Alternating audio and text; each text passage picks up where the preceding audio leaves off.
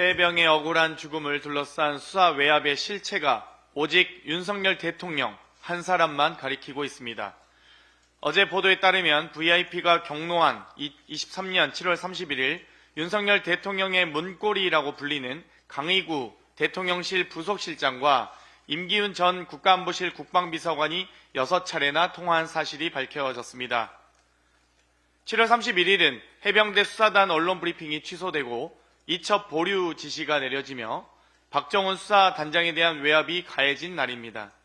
대통령실과 국가안보실을 한 번에 움직일 수 있는 사람은 오직 한 사람이 아닐 수 있겠습니다만 윤석열 대통령밖에 없습니다. 지난주 입법청문회에서 신범철 차관은 윤석열 대통령과 수사 회수와 관련된 통화를 했다는 사실을 실토한 바 있습니다. 그런데 어제 보도에 따르면 해병대원 순직 사건 기록이 회수된 지난해 8월 2일 두 사람이 2차례 추가로 통화한 사실이 확인됐습니다.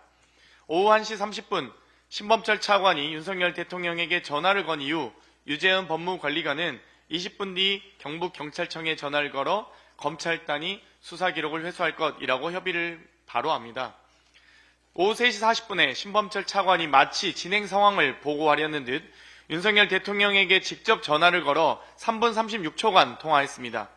오후 4시 21분 윤석열 대통령은 회수 여부에 대해 재차 확인하려는 듯 신범철 차관에게 전화를 걸어 약 10초간 통화했습니다.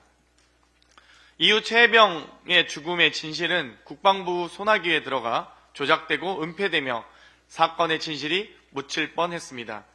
수사 외압의 발단부터 과정 그리고 마무리까지 모두 윤석열 대통령과 용산이 개입했다는 정황이 드러난 셈입니다. 이제 모든 것이 명확해졌습니다. 통화 기록은 보존 기한이 1년이라 한 달 후면 영원히 사라질 것입니다. 공수처는 시간 끌지 마시고 신속히 윤석열, 신범철, 강의구, 임기훈, 이시원 등 수사 외압의 핵심 피의자들의 휴대폰 확보부터 하시기 바랍니다. 랜드마크에 대한 오세훈 서울시장의 집착이 도를 넘고 있습니다. 지난 25일 오세훈 시장은 서울 광화문 광장에 100m 높이 태극기 개양대와 영원한 애국과 불멸을 상징하는 꺼지지 않는 불꽃을 조성하겠다고 밝혔습니다. 이는 태극기 개양대를 포함한 국가 상징 공간 조성에 110억 원, 세종로 공원 재구성에 500억 원, 관리비 등 대형 예산이 투입되는 대형 프로젝트입니다. 초대형 태극기 개양대 설치가 발표되자 시민 정책 제안 사이트 상상대로 서울에는 서울시가 발표한 광화문 광장 국가상징 공간 조성 계획에 강력히 반대하며 즉각 철회를 요구한다는 내용의 글이 바로 올라왔다고 합니다.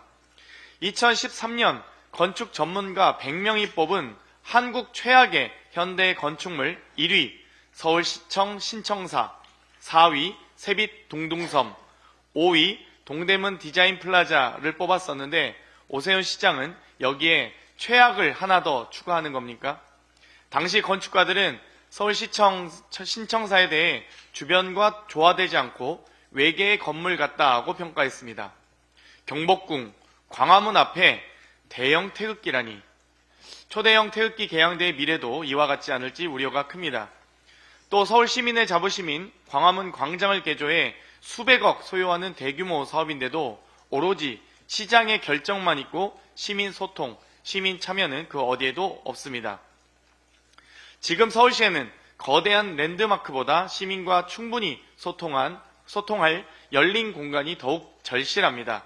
서울시장 개인의 욕심 때문에 자랑스러운 태극기가 시민 불통, 세금 낭비 불명의 사례로 남지 않길 바랍니다. 이상입니다.